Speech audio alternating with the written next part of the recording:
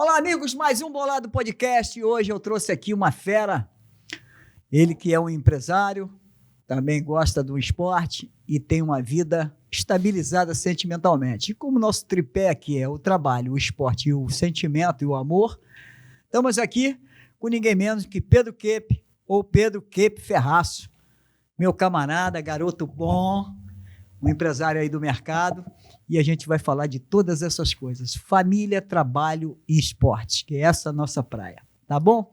Olá, Pedro, que prazer receber você aqui, estou muito orgulhoso com a sua presença aqui, sou seu fã e vejo que você é um garoto da nova geração aí que tem um time aí que está alavancando, né, trazendo uma nova mentalidade profissional, e isso é muito legal e eu tenho muito orgulho. Você é um cara que eu conheço desde garotinho, então eu vejo você e toda essa geração que eu vejo aí nova do Espírito Santo, eu, acho um barato, porque vocês são dinâmicos, vocês são inovadores e nosso estado precisa disso, principalmente de pessoas que solidifiquem aqui um nome nosso, que nos orgulhe, que, a gente sempre passou pelaquela, não, o Espírito Santo não tem cultura. Olha, amigo, como é que um estado que é a terceira capitania a ser fundada no país não tem cultura? Tem muita cultura. E basta a gente ir buscar, desenvolver isso. Eu queria que você se apresentasse e vamos partir para o nosso bate-papo aqui, que eu tenho certeza que vai ser muito bom. Primeiro, obrigado pela oportunidade, é um prazer enorme poder contar um pouquinho da minha história, sobre esse tripé que você muito bem trouxe. Dizer que é um prazer enorme estar aqui no seu podcast, né? Eu tenho uma amizade com você já há bastante tempo. Se eu estou com 33 hoje, eu te conheço pelo menos vai aí uns 20 anos. Né? Verdade. Então, de certa forma, você pôde acompanhar a minha formação, né? a nossa evolução, e estar aqui hoje, né? Assim, passado esse tempo todo para refletir o que nos trouxe até aqui e aonde a gente pode chegar, é uma oportunidade muito bacana. Então, obrigado aí pelo espaço e vamos lá. Bom, eu sou o Pedro, como você bem disse, eu tenho 33 anos, eu nasci no ano de 1992, então 2 anos ali antes do Brasil conquistar, né, a Copa do Mundo. A Copa do Romário. A Copa do Romário, o baixinho ali realmente fez a diferença. Incrível. Né, eu sou nascido e criado na cidade de Vitória, mas as minhas raízes elas são espalhadas, vamos assim dizer, pelo Espírito Santo, porque a família da minha mãe vem de Colatina, é uma família que construiu a vida dentro do segmento do transporte. Para você ter noção, minha mãe chegou a morar na adolescência em mais de 17 cidades. Né? Então é claro que hoje, graças a Deus, o meu avô e os seus sócios conseguiram algum sucesso, mas esse sucesso veio a partir de muito trabalho, muito risco, muita luta, e não é diferente de qualquer outra história de sucesso. Né? Naturalmente, uns se esforçaram mais, tiveram mais desafios, outros menos, não é uma linha reta, pelo contrário, mas teve muito, muito, muito trabalho. Né? E para mim assim, me sinto muito honrado de ter esse histórico e você não tenha dúvida que eu vou trabalhar incansavelmente para manter, vamos assim dizer, esse padrão. Esse legado.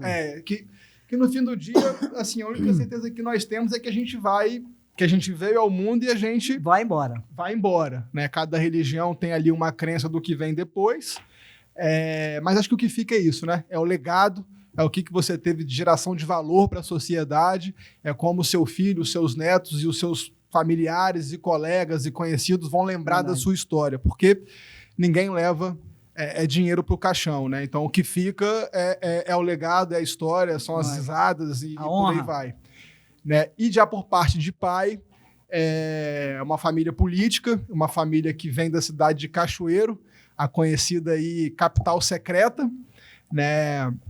Mas meu pai, então, nasce lá, mora lá, e eu já nasci aqui em Vitória.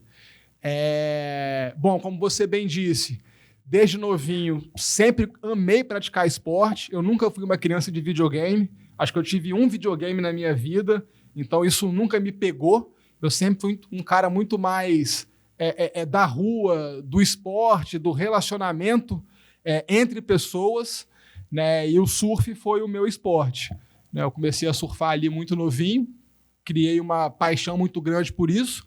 Uma pessoa que muito me incentivou, você conhece muito bem, que é o nosso amigo Zé Luiz, né? Junto com o Léo, filho dele, que é um dos grandes amigos que eu tenho. Também, assim, sou apaixonado por trabalhar. Isso é uma coisa interessante porque eu nunca fui um bom aluno e eu não tenho vergonha nenhuma de dizer isso, porque cada ser humano tem o seu jeito, cada ser humano tem as suas características, cada ser humano tem ali as suas qualidades e os seus defeitos, né? Não é porque você não foi um bom aluno que você não possa performar na sua vida profissional. Verdade. Até porque o ensino, ele foi transformado ao longo do tempo, né? Então, eventualmente, o formato do ensino que eu vivi não era o formato que me despertou ali. Não é o que você é hoje, não. O que você estudou não é o que você é. Exatamente, mas eu tive muita disciplina e perseverei ali na minha atividade profissional e venho aí evoluindo, graças a Deus, né? O que eu acho engraçado nisso tudo, sabe, Pedro, é que você... Agora, eu acho que seus novos empreendimentos até têm uma influência, algum empurrão familiar, mas vocês não tiveram isso, né? Vocês vêm de vontade mesmo, de gana de desenvolver alguma coisa e crescer em cima daquilo, né? Total, assim, o negócio que eu empreendi, o principal, que é a Apex, se você parar para pensar, eu não tenho nenhum histórico familiar de mercado financeiro. Pelo contrário, o histórico que eu tenho é transporte, é ônibus, é estrada, é rodoviária, é quilometragem, é essa agenda, né? Então, assim, a gente teve apoio, somos muito gratos a isso e não tenho vergonha nenhuma de falar. Lógico. Mas esse apoio ele vai até a página 1. Não, mas a página 2 é outra história, né? É uma maneira também de você continuar levando a barca que te deram, porque é bem diferente daquelas pessoas que, receberam a barca, mas não estavam preparados, não tem gana, não tem vontade de criar, de trabalhar. É isso aí. E aí vai e pega aquilo tudo e transforma em nada, né? É isso aí. Então, no nosso caso, não foi muito por aí. Aí, só terminando de me apresentar, então, 33 anos, hoje sou casado, né, com a minha esposa, a Bruna. A gente está junto aí há 4 anos e tivemos o Theo há 1 ano e meio atrás, que é o nosso filho. Né, até em homenagem ao meu avô, o nome dele é Teodorico, mas eu não poderia fazer isso com a criança. Avô, né? E bisavô. Exatamente. Porque seu bisavô também é Teodorico. Exatamente. Inclusive, eu falei para você e vou falar aqui ao vivo. Seu avô, o nome do seu avô, a gente não falou ainda, mas Pedro é de uma família também, por parte de pai de político. O pai dele é o vice-governador do estado, que é o Ricardo Ferraço. E o seu avô, o Ferracinho, o nome dele antigamente era Ferracinho. Ninguém chamava ele de Ferraço. Era Ferracinho. Certo. E ele era Ferracinho por quê? Porque seu bisavô era Teodorico. Também. Então. Que hoje o Theo é uma homenagem a eles. Né? Não é Teodorico, mas é Theo, né? É Theo. Tanto é que o nome do seu avô, do seu bisavô, era Teodorico Ferraço. Do seu avô é Teodorico de Assis Ferraço. Perfeito. Que já vem o nome da garoto mulher que conhece esse estado, hein? Você tem experiência e rodou muito na Pois bolinha, então esse sou eu, de maneira E o Ferracinho era amigo do meu pai, o seu avô era amigo do meu pai, que também foi político, foi prefeito aqui em Vila Velha, teve uma história bonita pra caramba também. É verdade. Mas o Pedro, bom, falando ainda de trabalho, que é onde a gente começou, certo. Como é que está a sua vida hoje? Você se divide aí entre uma empresa nova, né? Que vocês estão tendo, você e mais um parceiro, um sócio, que é seu primo. Isso. Você também tem algumas empresas, uma inclusive já foi minha parceira, espero que volte a ser, que é a Tembo Seguros, que é uma empresa do caramba, que eu conheci e li muito sobre a Tembo, porque ela me patrocinou uma época, então eu gosto de estar a par disso para poder vender esse peixe direito. E também a sua carreira lá na iniciação desse mercado financeiro, que foi na Apex, que eu acho a Apex assim, a empresa que mostra a nova geração de garotos, né, que também deve falar, não, mas teve empurrão, não teve empurrão, os garotos saíram, criaram e formaram, e é um time bacana, eu conheço todos os garotos da Apex, é um time do caramba, dessa garotada da nova geração. Queria que você falasse um pouco disso ainda, Vamos lá, claro. desses seus empreendimentos. Atividades né? profissionais, claro. Bom, hoje as minhas atividades profissionais são duas, né? E são as duas que eu realmente me dedico e participo ali da gestão de algum grau, de alguma forma. Então, a primeira é o histórico familiar, né? O meu avô, Cláudio Moura, ele construiu história dentro do segmento do transporte. Seu avô, Cláudio, também, tá? Né? Exatamente. Pai da Simone, da sua mãe e da Sueli. Exatamente. Ele construiu uma empresa chamada Univale Transportes. É uma empresa que tem sede na região do Vale do Aço, especificamente na cidade de Coronel Fabriciano, colado na cidade de Ipatinga, tá? É uma empresa que tem atuação em Minas e na Bahia. E na Bahia também? Na Bahia também. E nós, há 4 anos... Na área portuária, você está falando? Não, na área de transporte. De transporte também. É uma empresa que se divide em linhas urbanas, concessões públicas, fretamento privado e turismo. Em fretamento, a gente é reconhecido, Bola, há 4 anos como a melhor e maior empresa desse segmento no Brasil. De fretamento? De fretamento. Então, é um legado. Chama Univale o nome Univale. Ela está à frente da Águia Branca? Eu não posso dizer que está à frente, tá? Porque a Águia Branca é um conglomerado, né? Mas nessa revista... Eu estou falando, não, na revista só desse segmento. Eu não conheço a fundo os detalhes, né, da Águia Branca, da VIX, que eu não estou enganado, VIX, né? É a quem você está se referindo. Estou me referindo à VIX. Mas essa premiação do transporte moderno, das melhores e maiores, nós, a Univale, somos reconhecidos há 4 anos como a melhor e maior. E é importante dizer que o importante aqui não é o maior, e sim o melhor. Né? Quem atende melhor. Quem atende melhor, sobre a ótica de indicadores financeiros e também do reconhecimento dos clientes, né? Então isso é importante ser dito. E isso representa, assim, mais de 80% das nossas atividades, né? Do nosso faturamento. Quanto? Dentro desse grupo que eu participo. Mais de 80% da Univale vem do segmento de fretamento. Exatamente. Porque trabalha nas empresas, trabalha com as empresas grandes de mineração. Mineração, papel e celulose, siderurgia, petroquímico, hoteleiro. E acho que é isso aí. Você falou aí, eu já saí dividindo o que é Minas e o que é Bahia. Você já entendeu, né? Então, Minas, muito forte em minério, papel, celulose, siderurgia. E na Bahia, muito forte no polo petroquímico de Camaçari. Então, são 2 estados pujantes, 2 estados grandes, né? Que têm lá as suas realidades e são as praças hoje onde a Univale atua. Né? Então, essa empresa eu acompanho ao lado do meu primo Ângelo. O Ângelo hoje é o nosso diretor executivo e eu apoio nas áreas comerciais e institucionais. Além disso, eu também faço parte da Apex, né, que é um negócio que existe no Espírito Santo desde 2013. A gente fundou lá atrás essa empresa, então já vão aí 13 anos, né? 12 anos. Ano que vem, em março, a gente completa 13 anos. E é uma empresa que, desde o começo, ela tinha uma visão muito clara da importância e da relevância de termos no Espírito Santo um mercado financeiro, um mercado de capitais pujante, sofisticado e que desse possibilidade, através de ferramentas financeiras, para que empresários e empreendedores pudessem, através dessas ferramentas, realizarem os seus projetos. Como você bem sabe, o mercado financeiro brasileiro ele foi amplamente, durante muito tempo, e continua sendo, dominado por 5, 6 bancos. Verdade, né? verdade. E isso também foi a realidade do Espírito Santo. Na verdade, só São Paulo você tem ali um mercado mais desenvolvido, alguma coisa no Rio de Janeiro também, mas os outros estados você não tem. Né? E isso, de certa forma, trava um pouquinho o mercado, né? Porque, por vezes, os grandes bancos não têm capacidade de entender a sua demanda e modelar uma operação financeira para aquilo que você precisa. E a Apex aqui no Espírito Santo tem suprido isso aí, porque eu vejo que ela está sempre Não apenas a Apex. Eu acho que a Apex ela começou a liderar esse movimento. E tem outras empresas. Mas depois foram surgindo várias outras iniciativas e isso pra gente é fenomenal.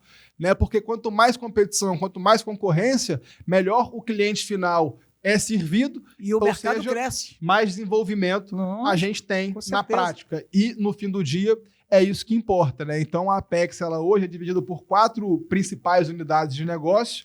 A gente tem uma gestora, que é onde a gente desenvolve os nossos fundos de investimento. Sim. Tá? E aí a gente tem fundos atrelados ao mercado imobiliário, investimentos em empresas e investimentos em startups. A segunda área que nós temos é a área de banco de investimento, onde a gente fomenta operações financeiras, seja através de dívida ou de participação, tá?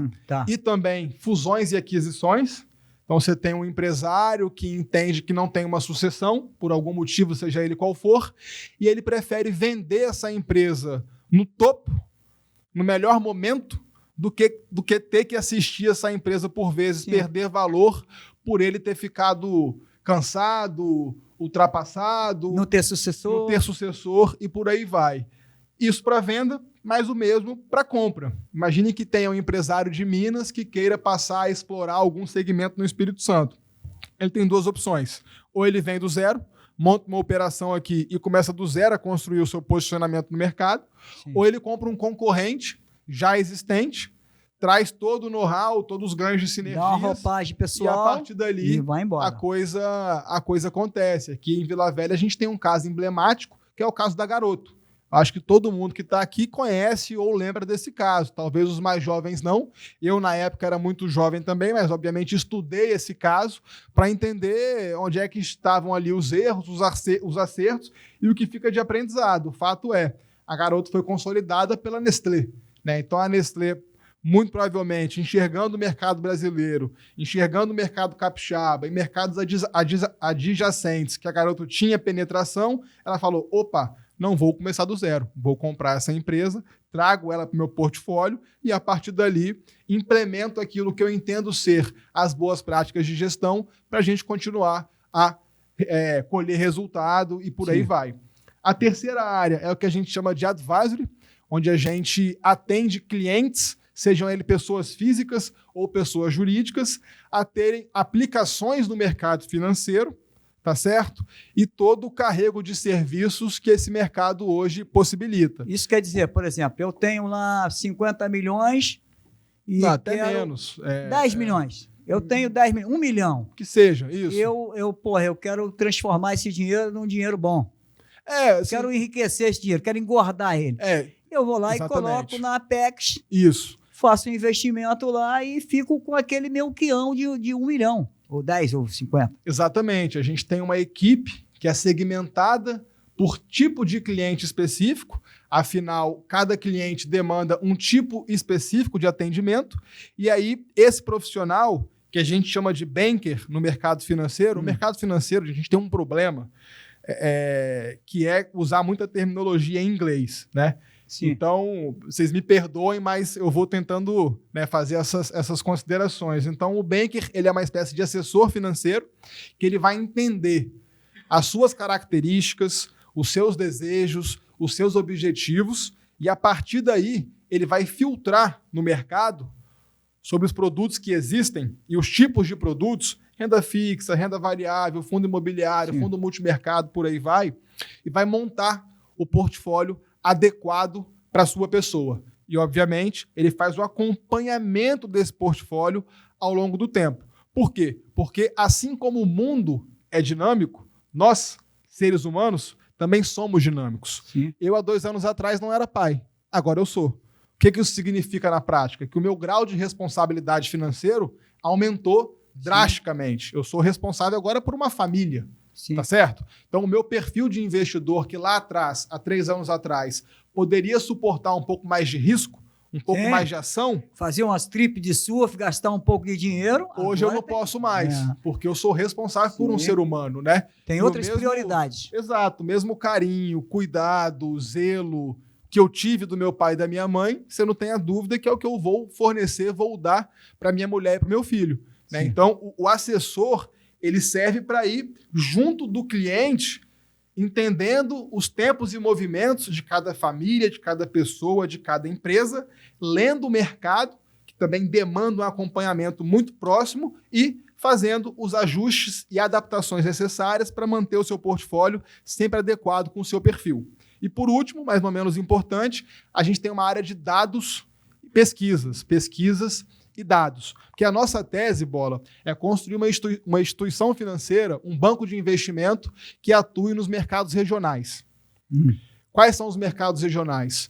Os mercados Extra, São Paulo e Rio de Janeiro, né? Então, é muito importante para que eu possa me conectar. Você não coloca outros estados, outros grandes centros aí, não? Curitiba, Belo Horizonte? Então, a gente fez os últimos 4, 5 anos, a gente fez algumas expansões e a gente vem, de certa forma, consolidando alguns mercados.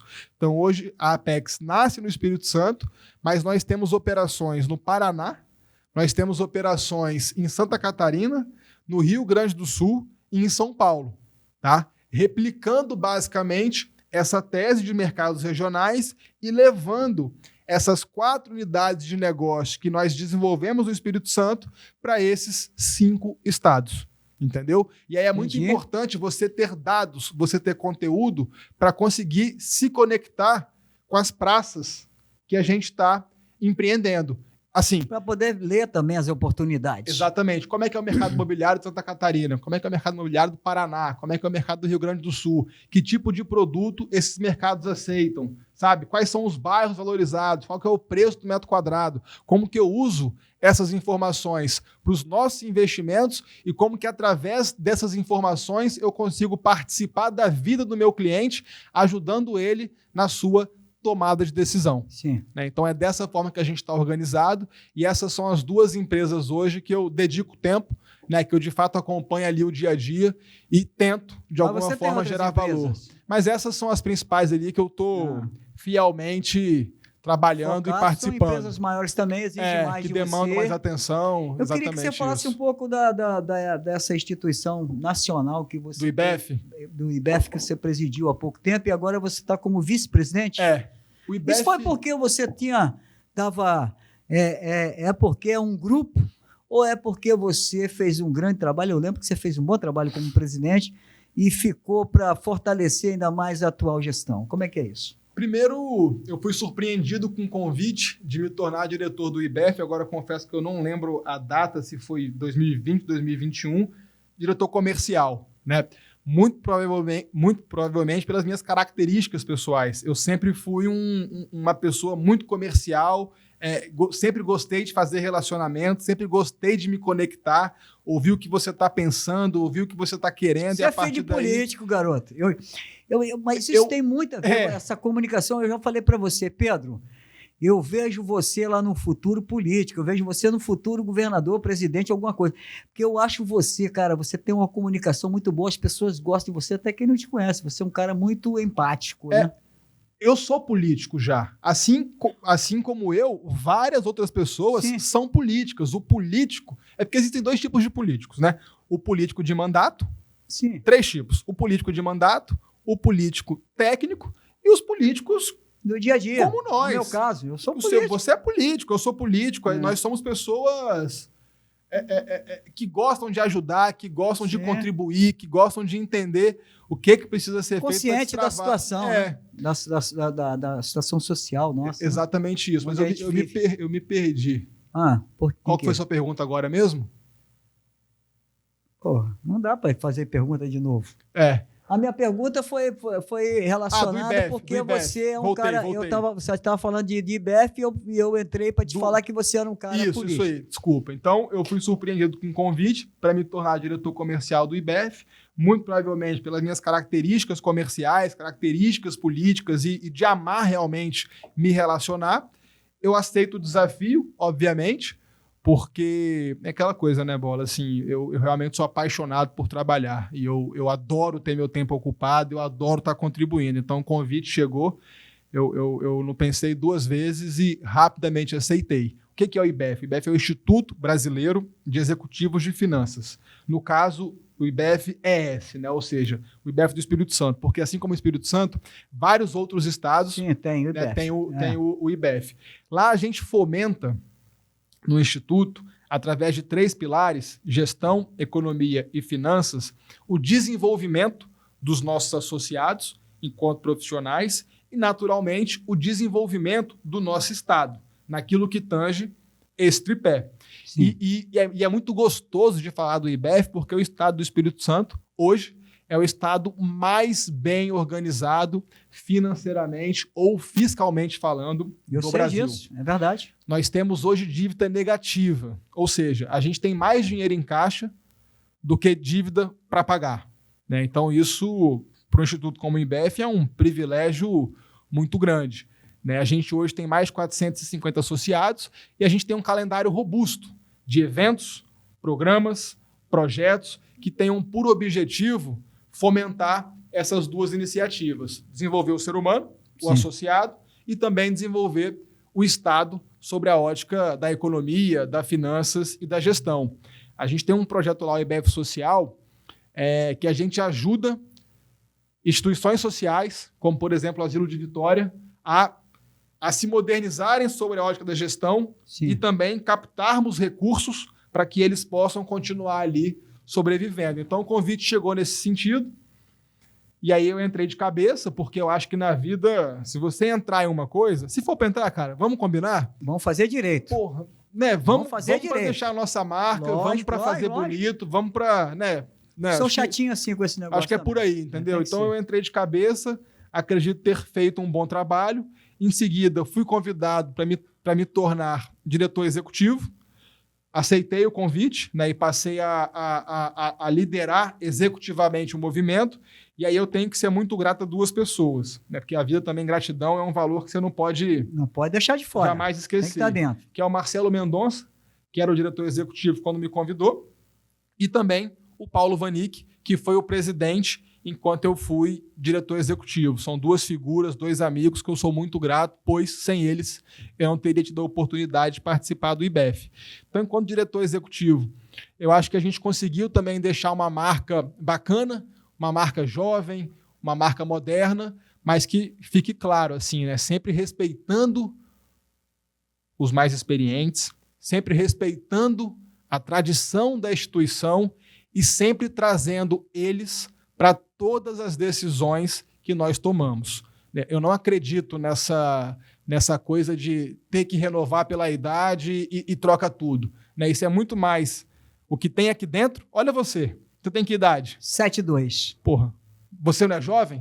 Porra. Você não tem cabeça moderna? Tô aqui batendo um tete-a-tete com então, você aqui. Eu sou muito tranquilo e muito leve com essas coisas, né? Então, eu trouxe esse pessoal todo para participar da gestão e todo mundo tinha espaço, né? É claro que a gente definiu o plano, tinha ali as diretrizes, existem coisas que não são negociáveis, porque a gente tem que deixar a nossa marca também, aquilo que a gente acredita, mas existem coisas que são amplamente dialogadas e trabalhadas e por aí vai.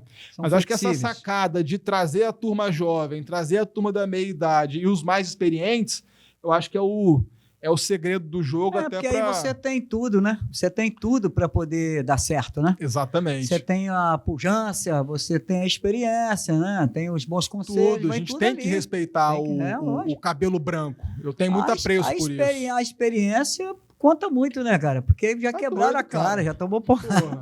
É verdade. Você não tem dúvida. Então, depois eu sento na cadeira de diretor executivo e vou te confessar uma coisa, assim, eu fiquei muito surpreso e quase não aceitei o convite para me tornar presidente, porque eu tinha certeza que para minha pessoa, à época ainda com 30 anos, era um passo muito grande, né? E a gente que é jovem, a gente de certa forma quer fazer as coisas rápidas e quer entregar resultado e quer de alguma forma servir, ser lembrado, sabe, ser visto, mas é bom evitar erros fatais, né?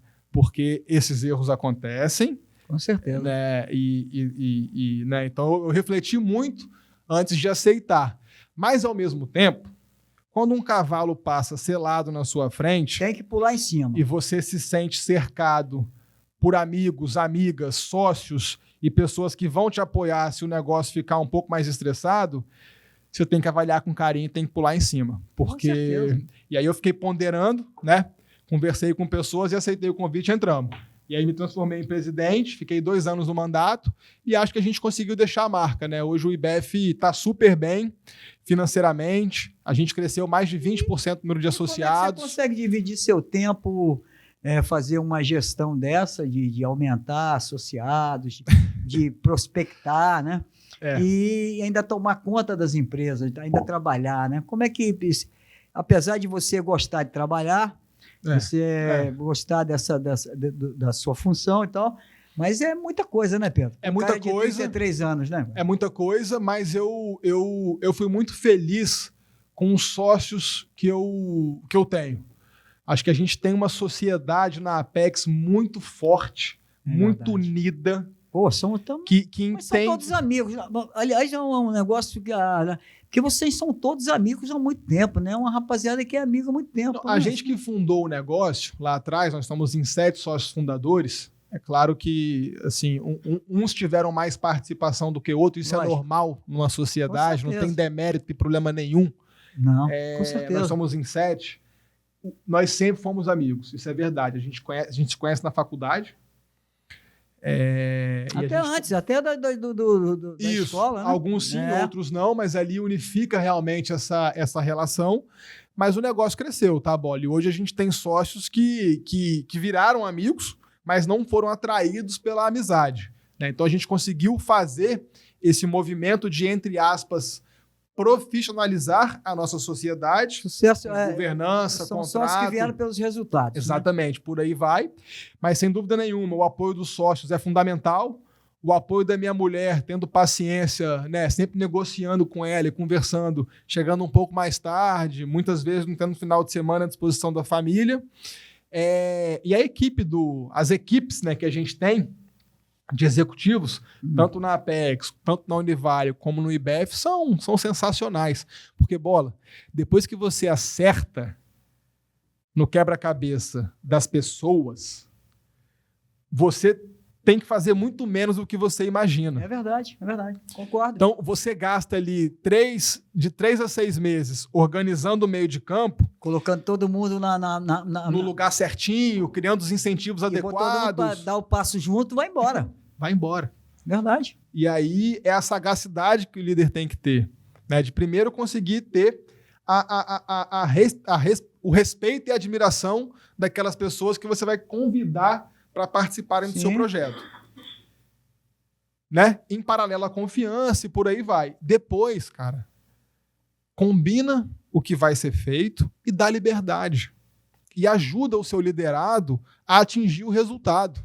Tá certo? E vai acompanhando, e vai acompanhando, e vai acompanhando. É fácil? Não é fácil. Mas o caminho é por aí, entendeu? Então, assim, muita gente boa que, graças a Deus, confia nas nossas ideias, confia na nossa capacidade de execução e topa cair para dentro para ajudar, seja o IBEF, seja a Apex, seja a Univale, seja outras ideias e outros projetos que a gente participa a saírem do papel. Isso aconteceu muito na Apex, né? Demais. A Apex, o posicionamento da Apex, eu digo isso assim como se eu fosse o cliente que vou fazer a leitura do posicionamento. Claro. Aí, a leitura que eu tenho da Apex é uma empresa altamente confiável, dinâmica, os moleques que não dão tiro errado, entendeu? Que antes de qualquer decisão a coisa é bem pensada, bem programada, que vai ali no lugar certo e que está... por exemplo, empreendimentos que ela tem se envolvido, eu vejo que os empreendimentos são tudo top. São muito sólidos. A gente tomou a decisão, né, de entrar em empreendimentos imobiliários que se comuniquem com os clientes que são menos sensíveis às crises que a gente sabe que o Brasil vive e vai continuar vivendo. Né? Se você é empresário ou está pensando em empreender, não tem céu de brigadeiro. Tá? Não. Tem que estar preparado para turbulência. É o mar. Isso aí. A maré hoje está com 1,20, amanhã está com 1,40 e vai nessa, e você tem que administrar isso com bastante disciplina, conhecimento. Isso aí. E vai embora. E tem que tocar. Então é muita gente boa ajudando, sabe? E participando com a gente do dia a dia. Tem que saber dividir. Tem que saber. Tem que saber Vocês dividir. fazem isso muito bem, né? Isso aí. Isso é muito legal. A gente tem uma frase antiga que a gente prefere muito mais ser cabeça de tubarão, cabeça de baleia, do que rabo de peruá, né? Assim, eu prefiro estar dentro de uma coisa grande e dividir com outras pessoas do que ficar único numa lá coisa na rabeta pequena. sozinha. Lógico, Então a gente com certeza. a gente faz parte. É. Acho que essa nova economia, né, cara? Tudo muito mais compartilhado, tudo muito mais dividido. Mas isso não tem a ver muito assim com a geração de vocês, que, Eu acho. né? Eu acho. Porque é uma geração assim, principalmente na questão econômica, no conhecimento de como funciona a economia, essa garotada nova está nadando de braçada. Eu lembro da minha geração, a gente falava de política, os caras não queriam nem que falasse. Não, beleza, esse papo de política. Hoje estão um monte de analfabeto aí politicamente. Aí você falava de negócio, os caras, que pariu, eu quero fazer um concurso ali no Banco do Brasil, sentar em cima do rabo e morder aquela grana. Eu quero ser funcionário da prefeitura. Não, então, gente... né? E isso aí, eu acho que a nova geração, ela vem com vontade de... Há pouco eu ouvi uma pessoa falar para mim que várias pessoas que estudaram direito para fazer o concurso público chegaram e falaram, eu não quero ser assim, estou ganhando 50 mil aqui, mas não quero isso não, meu irmão. Cara, eu quero ir atrás de um negócio onde eu vou me realizar. O jovem hoje não quer mais ser CLT. Não. A gente tem participado de diversos O que debates, todo mundo sempre quis. O que todo mundo sempre quis. Empreender, antigamente era entrar na Vale, fazer carreira de executivo e ter uma bela de uma aposentadoria. Exatamente. Hoje em dia não é o que a garotada tá querendo. Não. E é nossa função se adaptar a eles, porque esperar que o contrário aconteça, não sei se é muito por aí. Né? Então você tem razão, assim, a garotada jovem, seja da minha geração ou ainda um pouco mais jovem, eu acho que vem com uma cabeça mais moderna nesse sentido, de aceitar a sociedade, aceitar um pouco mais dividir, aceitar partilhar, porque eu acho que o mundo hoje está entregando, né? Você pega aí empresas de Uber. A Uber é a maior empresa de mobilidade do mundo, não tem um carro. Verdade. Você pega o Airbnb, a mesma coisa para o mercado imobiliário. Tem casa em tudo quanto é lugar, mas não é dono de nada. Não é dono de nada. Então, né? Então é um formato que chegou e essas coisas não existem à toa. Elas existem porque tem uma tendência do padrão de consumo caminhando para isso, né? Então a gente que é empresário tem que ficar atento e ir se adaptando. É verdade. Você, por exemplo, que vem de uma família de empresários e de políticos. Isso. Se você vivesse há 30 anos atrás, você estava num cabide de emprego desse aí do Estado, ou estava lá com um saláriozinho na empresa lá da família e indo surfar o dia inteiro não fazendo nada. Exatamente, mas graças a Deus não foi esse mosquitinho que me picou. Então, assim, sendo filho de... Esse mosquito é cada dia mais raro. Eu acho que hoje a garotada está pensando mesmo em correr atrás dos seus sonhos, de realizar, porque isso que dá realização pessoal. Eu digo isso porque eu sempre fui um cara... Eu poderia ser funcionário público. Você também, exatamente isso. Nunca fui, nunca quis. Isso. Eu também não, assim, eu nunca tive nenhuma vontade, sempre tive esse desejo por construir a minha história, né? Sem desmerecer, obviamente, muito pelo contrário, reconhecendo e muito o legado, né, da família, das duas famílias e tal, mas também querendo ter a minha oportunidade de... Ser protagonista, né, garoto? Assim, escrever o seu livro, né? Porque... A pior coisa que tem é alguém escrever o seu livro. Quem tem que escrever seu livro é você. Eu tenho o maior orgulho da Olivale, o maior orgulho do meu pai, do meu avô, mas eu quero construir a minha história também. Lógico. Bom, Pedro, falamos de negócio pra caramba, você deu uma aula, que bacana. E eu cada vez mais orgulhoso de você, que você é um sobrinho para mim, né? É isso aí. E, muito legal ouvir essas coisas de você e conseguir, inclusive, conversar com você. Nós temos aí 40 anos de diferença em idade e tá conversando igualzinho, tá bom demais. Eu queria pular para um outro assunto, que é a nossa vertente aqui, como eu te falei, nosso objetivo aqui é inspirar pessoas. Você é inspiração para pessoas. Imagina quantas pessoas de 33 anos estão ouvindo você falar agora com esse dinamismo, com esse conhecimento, sendo eloquente no que fala, porque a eloquência vem do conhecimento, do aprendizado, né? Então, você dando banho. Então, é muito legal isso. Mas eu queria pular para um outro departamento nosso que a gente vai falar sobre esporte. O esporte, o que é o esporte na sua vida? Você é do surf, você é um cara que gosta de surfar. Apaixonado. Nada muda. Você pode ser o maior empresário do mundo, vai ser presidente, pode ser, mas você nunca vai deixar de ser surfista, porque você é o contrário. Eu sou surfista há mais de 50 anos, então eu conheço as pessoas assim com relação ao surf, quando elas estão com a mosquinha no sangue, eu sei todos.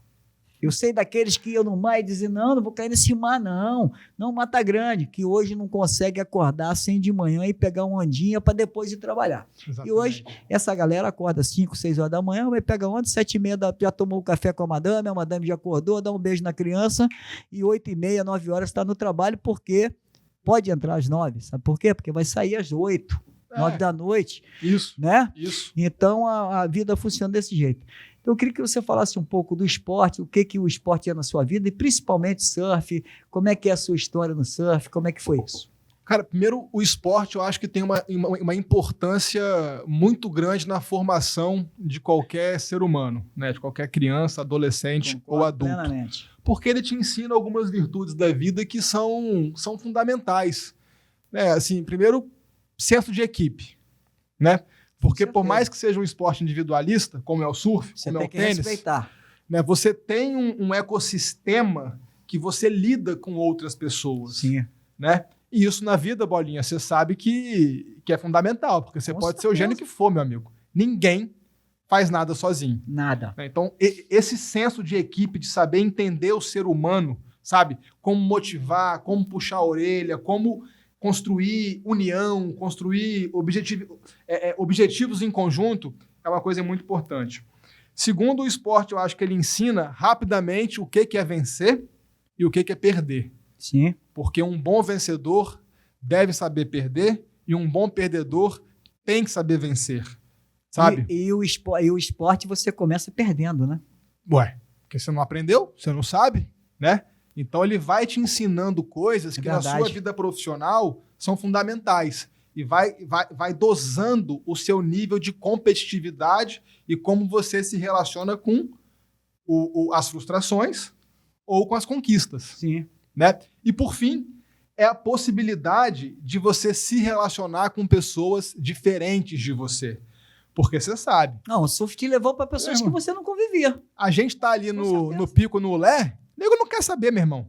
Quem é você, da onde você vê a sua história. Não tem essa. Kelly Slater já falou isso. Tem dia que eu tô em pipeline, chega um cara que eu nunca vi na vida, me enrabera e vai embora. Vai embora. Então, assim, não tem essa. É todo mundo igual. Preto, branco, gordo, magro, rico, pobre, é muito social. Trabalhador, não trabalhador, mega empresário, pequeno empresário. É todo mundo igual. E, porra, é muito gostoso você estar no surf, porque além de possibilitar essa questão da igualdade, é um esporte... Qual a palavra que a gente vai usar? É um esporte que te tira um pouco da realidade, assim, pelo menos o sentimento de conforto que eu tenho ao estar na praia com a turma, com os nossos amigos. Pô, não tem nada. Não tem não. Não tem nada mais prazeroso. Aquela resenha, aquela... E hoje eu vejo, às vezes eu vejo vocês saindo da praia e aí já vai agora com a família, né? Porra, que aí vai você com a madame, leva o bebê, vai o outro com a madame, leva o bebê, chega lá, as mulheres se passam, bota todo mundo junto. É muito gostoso. E eu que optei por essa vida mais agitada, querendo ou não, é a minha válvula de escape. Então, o surf, eu vejo o surf como o esporte da minha vida, mas eu vejo o surf também como uma ferramenta de me manter conectado às minhas essências, para que eu nunca esqueça das minhas raízes e eu nunca esqueça de levar a vida com uma simplicidade que o surf me ensinou, né? Que hoje, porra, onde a gente vai hoje, no Lé, Regência, seja onde for, graças a Deus eu cultivo bons amigos, boas relações, que até me emocionado de falar, e amizades verdadeiras, assim. Você vê o carinho do cara quando você chega na areia, lógico, e o carinho ele vê também quando a gente se encontra, né? Então, o surf para mim é uma forma de me manter conectado às minhas essências e lembrar que a vida é simples. Isso aí. E você não precisa de muita coisa para ser feliz. Então eu trouxe aí 3 pilares, né, que o surf representa muito claro para mim, né? Trabalhar em equipe, perder e ganhar, e esse senso de viver em grupo, todo mundo igual, por aí vai. Então eu começo a surfar com 4, 5 anos, aquela coisa de criança, empurrar no bodyboard, aí de repente, por instinto, você fica em pé, né? Aí meu pai... Pouca gente sabe, mas Ferrinho, seu pai, o Ricardo Meu pai Ferraz... foi surfista, o Ricardo foi surfista. Não, eu tenho imagens do Ricardo... Foi não, ele é ainda. Hoje menos, né? Porque ele entrou de cabeça nesse trabalho de... O Ricardo, ele tem uma coisa interessante, que ele participou desses... Não sendo governador, ele participou dos 2 governos, Paulo e Renato, e foi senador. Né? Então ele arregaçou as mangas também nessa reconstrução do Espírito Santo. Aonde a gente estava nos anos 2000 e aonde a gente está agora em 2025. Então, ele fez uma opção e acabou... O Ricardo sempre teve envolvido nesse movimento. Exatamente, mas ele continua participando do surf, acho que através da minha pessoa, né? Então, realmente, o Ricardo me incentivou muito a surfar, ele que me empurrava, toda aquela coisa e tal. Não, já fizemos surf junto, inclusive, já com o Ricardo. Várias vezes. Setiba, né? Fizemos surf Santa junto. Catarina, Setiba, vários lugares. Eu tenho imagens dele pegando tubo, dando batida. Ricardo, sensacional. E Ricardo, porque eu conheço seu pai era solteiro, pô. Seu pai morava em Cachoeiro, pô. Sim. Aí vinha, qual era o ponto de Ricardo? Era Praia da Costa. É isso aí. Ricardo adorava ir para Praia da Costa. Então, o Ricardo é meu amigo dessa época. Eu conheço o Ricardo. Há muitos e muitos anos. E o seu avô era amigo do meu pai por causa de política, né? Certo. Mas Ricardo não. Ricardo foi por causa de uns caras que moravam ali na Praia da Costa, que eram de Cachoeiro também. E aí a gente tinha aquele relacionamento, Ricardo tinha umas namoradinhas aqui na Praia da Costa e tal, ele vivia aqui, então acabou ficando aqui. Então eu conheço seu pai há muito tempo antes dele ser político. Eu lembro quando ele foi vereador a primeira vez, a gente era amigo. Lá atrás. Que foi lá em Cachoeiro. Exatamente. Aí eu começo a ficar em pé, Bolinha. Meu pai repara esse movimento, me dá uma Hot Summer, o shaper aqui. Mesmo? Não, nossa capixaba. Maurício. E aí, cara, Maurício Hot Summer. E aí depois, o surf começa a ser o esporte da vida, né? E os seus amigos também que surfavam, né? Porque aí você encontra, fica amigo de Léo no colégio. Léo, eu sou amigo do Léo desde uns 6, 7 anos de idade, né? E Léo, filho de Zé. Zé é surfista. Zé me deu prancha, me levou pra viajar, me empurrou em onda. E 500 mil Nós já viajamos histórias. Já fizemos outro surfar em onde? Costa Rica. A primeira surf trip que eu fiz na minha vida, isso é interessante. Na minha época, quando a gente fez 15 anos, o pessoal geralmente viajava, né? Verdade. Negócio de viagem aqui, Brasil, Disney, seja lá o que for. Eu olhei para Léo, ele me olhou. Nós vamos para Costa Rica, deixa o pessoal ir para onde for. A gente eu tava junto. Querendo surfar e tal. E aí, já fui Costa Rica, já fui El Salvador, já fui Nicarágua, já fui Havaí, já fui Indonésia. Nós fomos juntos para El Salvador e Costa Rica. Costa Rica a gente foi mais de uma vez, eu acho. Mas aí foi interessante porque eu tenho dificuldade hoje com surf. O surf, eu não consegui ainda me estabelecer. Vou ser, assim, muito sincero. Infelizmente, a profissão que eu optei, ela demanda um nível de concentração, um nível de rapidez no raciocínio, um nível de envolvimento com diversas pessoas e operações que eu vou te ser sincero, talvez eu não tenha conquistado ainda a maturidade para conseguir... no começo eu até ia, tá? Mas com esse crescimento que a gente fez, o nível de responsabilidade, o senso de responsabilidade aumentou de tal forma que dia de semana... Eu não estou conseguindo ir. Mas final de semana você vai. Final de semana eu vou. Né? Então... Mas eu desenvolvi algumas formas de ainda assim tá participando. Então, não sei se você vai lembrar, tinha um surfista que morava aqui chamado Lissandro Leandro. Lógico. Eu algumas vezes... Lissandro Leandro. Até o falecido Cleveland, que eu acho que foi seu amigo, é seu amigo também. Lógico. Já comprei prancha com ele. Me pediu uma vez para ajudar e tal, eu... compareci ali, ajudei com passagem para um campeonato em Saquarema. O Christian Kimerson, que é um atleta sensacional, eu faço uns apoios para ele também. Então eu tento de alguma forma retribuir para o surf, através do meu trabalho, aquilo que o surf me ajudou a conquistar.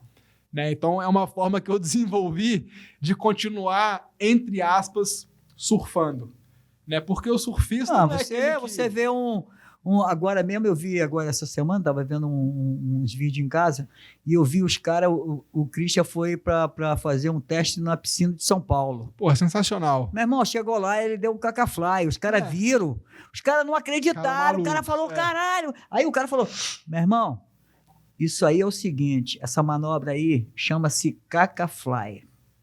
Entendeu? É a manobra, tem o nome do cara. Ele é o único surfista do mundo que tem uma manobra com o nome dele. É isso aí.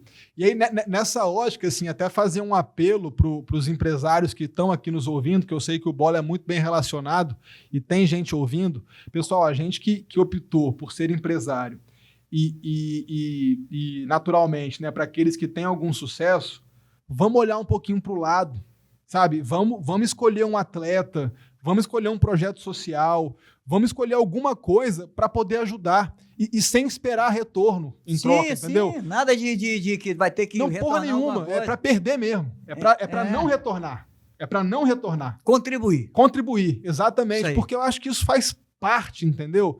Eu acho que, inclusive, esse movimento ajuda. E faz bem, né, Pedro? Você faz se sente bem pra caramba, né? Exato. E às vezes, assim, você tá ajudando o próximo, mas você tá se ajudando também, pô. Você tá se humanizando, ajudar entendeu? o próximo é igual pedir desculpa. Exatamente, é melhor.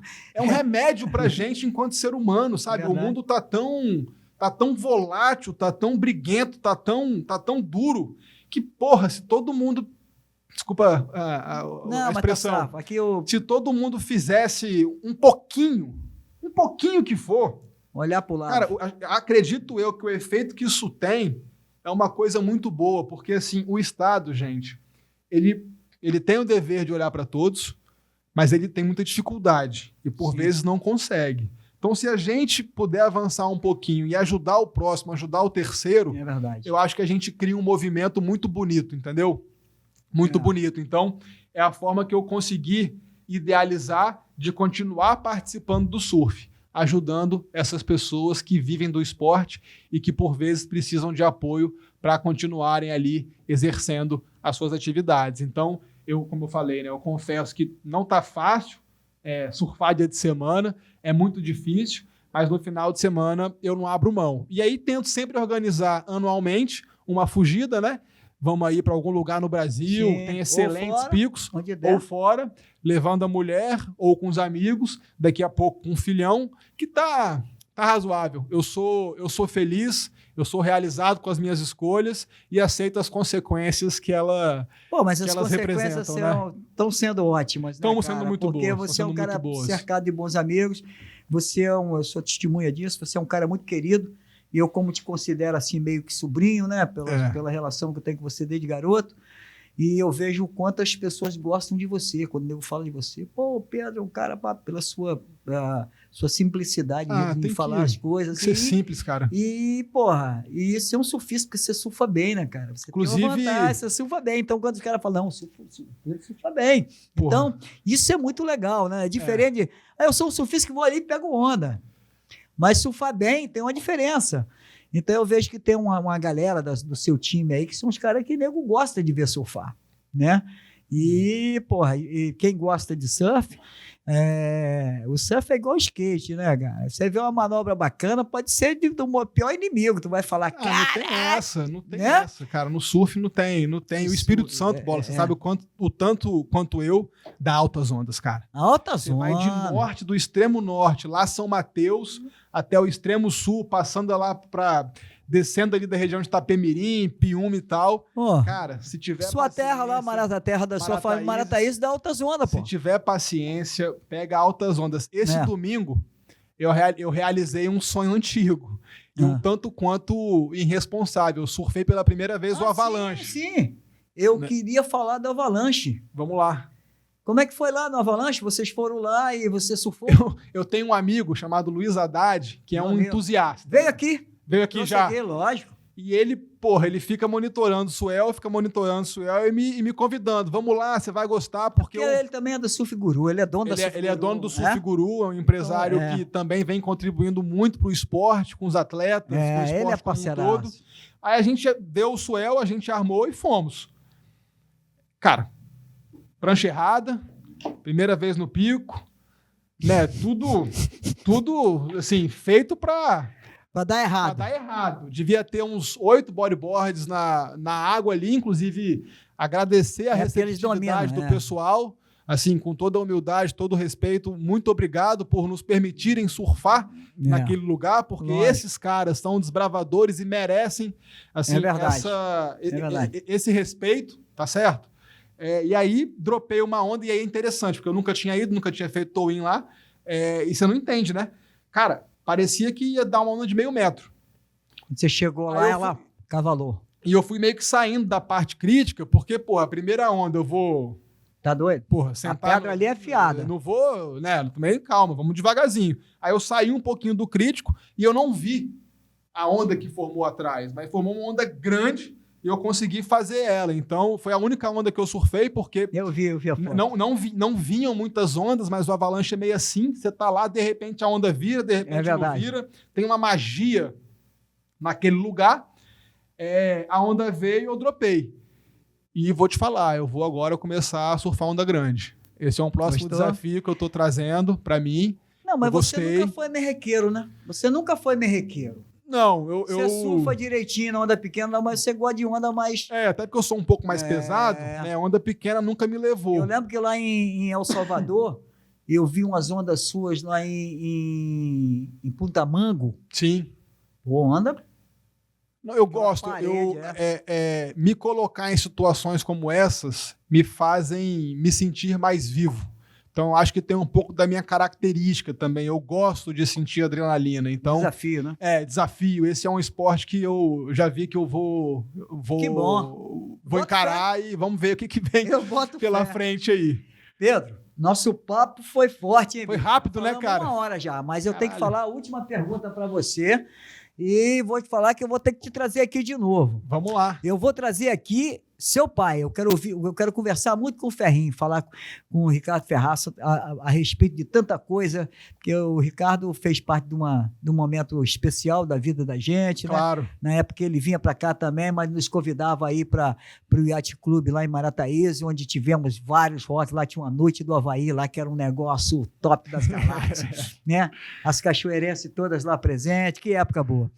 Mas, Pedro, eu queria agora, para fechar nosso assunto, chegar no terceiro pé desse tripé, que é o sentimento, é o amor, é a família. Lógico. Como é que você está com a família? Eu sei que você está bem pra caramba, tua mulher é uma mulher maravilhosa, gente boa, gosto dela pra caramba, e com a chegada de Telzinho. Então, como é que tá a sua vida sentimentalmente? Você sabe que nessas horas aqui eu arranco coisas do caramba. Eu fiz Luiz Dantas fazer uma declaração de amor aqui para Patrícia, que talvez ele nunca tenha feito em lugar nenhum, só fez pessoalmente para ela.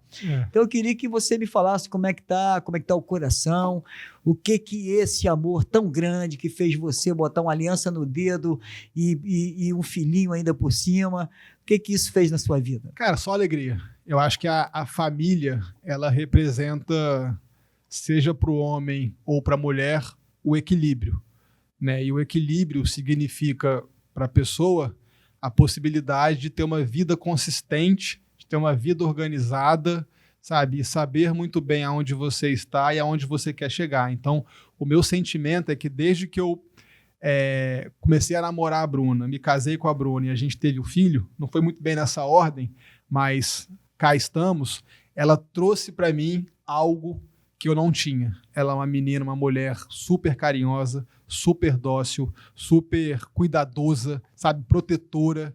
Então é como se eu fosse o navio que tem que sair para desbravar e ela fosse uma espécie do porto seguro, né? É claro que ela tem as atividades dela, que ela sai para desbravar também, mas sobre a ótica do Pedro, o que a família significa para mim, o que a união com ela significa, é um pouco nesse sentido. Estabiliza o mar, né, para você navegar. Exatamente. E aí a chegada do Theo é a cereja do bolo. É a benção. Né? É claro que pessoas podem escolher ter filhos, pessoas podem escolher não ter filhos, mas o meu sentimento quando o Theo nasceu foi como se tudo tivesse se organizado. É como se a minha vida tivesse finalmente encontrado um significado mais claro, sabe? E aí vem uma paz, né? Vem uma paz e você começa a entender melhor as pessoas, a enxergar melhor o mundo, a se conhecer, a conseguir, sabe, identificar quais de fato são os seus objetivos, o que te deixa feliz, o que te deixa triste. Então, assim, a minha família hoje, para mim, significa 2 palavras, eu acho assim, paz e alegria, né? Que são coisas fundamentais para o ser humano, né, Bola? Um ser humano sem paz, um ser humano sem alegria, ele é um sujeito... A paz é um conjunto de tudo que a gente poderia dizer aqui, né? É te deixar tranquilo. E outra coisa, isso depende também de quem você escolheu para marchar contigo, você né, não tem cara? dúvida, né, irmão? Porque...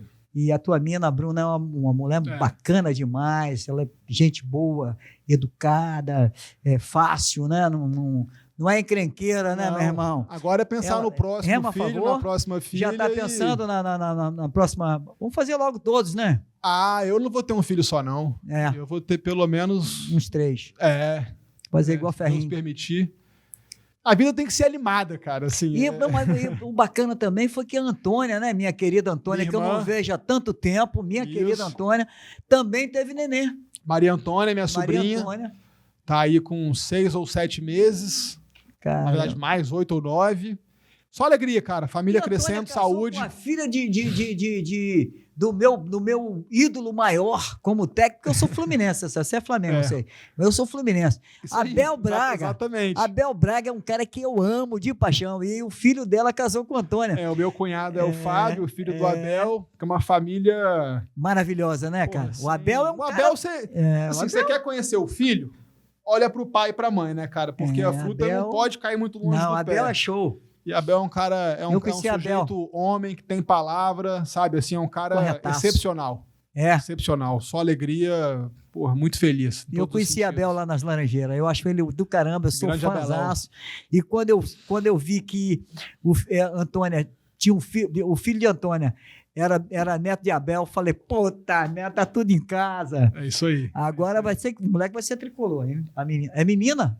Menina, Maria Antônia, né? A primeira é menina, vamos ver se vem mais. Então, vai ter. Pedro, queria te agradecer. Eu falaria com você 3 horas, bicho, porque nós falamos aí 1 hora e pancada. Foi rapidinho. Você deu uma aula, contribuiu, acho que você contribuiu muito. O objetivo nosso é esse, é mexer na cabeça das pessoas, é fazer com que o neguinho tire a bunda da cadeira e corra atrás, porque a vida é uma só, garoto. Não fique em casa vendo televisão, vá pra rua, faça alguma coisa, procura sei lá, uma agulha com a linha, vai pregar um botão em algum lugar, mas faça alguma coisa, se movimenta, porque o mundo precisa de pessoas ativas, que é isso que faz a gente crescer, a gente melhorar, se envolver, socializar, ter bons amigos, tudo isso não ficando em casa sentado na cadeira. É isso aí. Eu sou a testemunha disso, poderia estar em casa aposentadinho, agora vendo a novela das 6, imagina, nunca vi novela na vida, me imagina, né? Estou aqui batendo esse papo, correndo atrás, mostrando para vocês os valores do meu estado, os valores do meu país, e você é um dos valores do meu estado, do meu país. Muito obrigado. Valeu, Bolinha. Amarradão, bicho. Tamo junto. Tá bom? Obrigado pelo convite.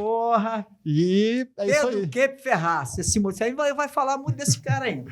Obrigado, tá, Pedro? Vamos devagarzinho, né? Conquistando o nosso espaço, um dia de cada vez, respeitando todo mundo, dialogando e trabalhando. E é isso aí, moçada. Mais um Bolado Podcast pra conta. Este com Pedro Quepe Ferraz.